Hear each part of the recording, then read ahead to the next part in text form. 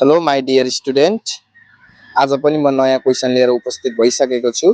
Class 10 को compulsory math को rational algebraic fraction भन्ने टपिक्सबाट क्वेसन नम्बर 10 ए मा एउटा क्वेसन आएको रहेछ। सिम्प्लिफाई भनेर क्वेसन यस्तो प्रकार रहेको छ, A divide by A minus B plus B divide by B minus A. यो क्वेसनलाई म सल्भ गर्न जाँदैछु, ध्यान दिएर हेर्नु होला है त। ल सुरु गरेँ मैले सल्भ गर्न। मैले क्वेसन कपी गरिसकेको थिएँ। Simplify A divide by A minus B plus B divide by B minus A. यसलाई सल्भ गर्नको लागि यो दुईवटा अनलाइक फ्र्याक्सन हो, यसलाई लाइक फ्र्याक्सन बनाउनु पर्ने हुन्छ। अनलाइक फ्र्याक्सनलाई लाइक फ्र्याक्सन बनाउनको लागि यसको डेनोमिनेटरलाई सेम बनाउनु पर्ने हुन्छ।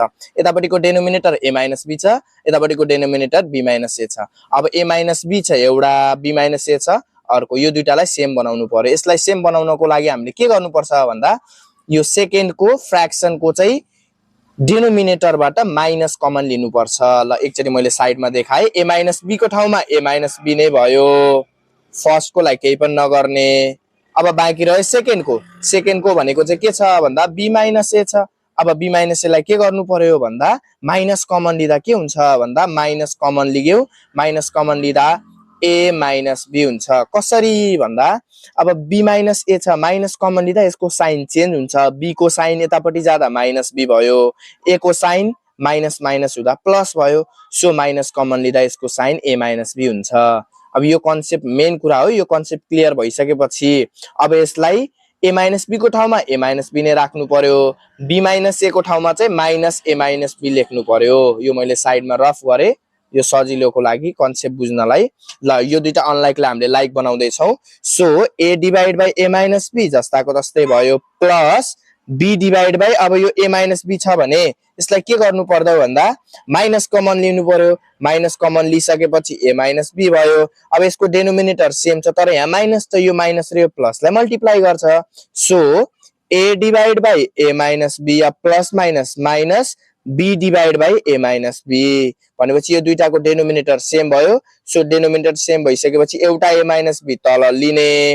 अब माथिपट्टि के बाँकी रह्यो भन्दा ए माइनस ए जस्ताको जस्तै माइनस जस्ताको जस्तै बी जस्ताको जस्तै ए माइनस बी भयो। ए माइनस बी तल माथि सेम भएपछि यो दुईटा के भयो काट्यो, काटी एले यसलाई डिभाइड गर्दाखेरि जहिले पनि कति हुन्छ यसको एन्सर 1 आयो। एउटाले एउटालाई डिभाइड गर्दा 1 थाहा छ होला, 3 ले 3 लाई डिभाइड गर्दा 2 ले 2 ले डिभाइड गर्दा 1 भयो। जस्तै यसको पनि के हुन्छ, ए माइनस बी लाई डिभाइड गर्दा 1 हुन्छ।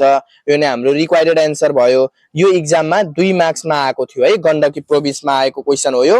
2 मार्क्समा सिम्प्लिफाई भनेर राशनल अल्जेब्रिक फ्र्याक्सन टपिक्सबाट एकदम सजिलो क्वेसन आएको छ। यसरी नै मैले यस्तै टाइपको एक्स्ट्रा क्वेसन मैले दिएँ, सल्भ गर्नु होला।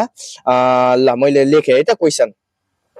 यसको ठाउँमा यसरी पनि सोध्न सक्छ, यम डिवाइड बाई यम minus N plus N divide by N minus यम, यस्तो खाले एउटा। अनि अर्को यस्तैमा क्वेसन के पनि दिन सक्छ भन्दा P divide by P minus cube plus cube divide by cube minus P भनेर यसरी पनि दिन सक्छ। यो सबैको एन्सर 1 नै आउने हो है। सो यति गरिसकेपछि राशनल अल्जेब्रिक फ्र्याक्सनको एउटा टाइपको क्वेसन चाहिँ सबैलाई आउँछ। सो ल यति भन्दै म बिदा हुन्छु। फेरि पनि अर्को नयाँ भिडियो आउनेछ, हेर्दै गर्नु होला। हस्त, धन्यवाद।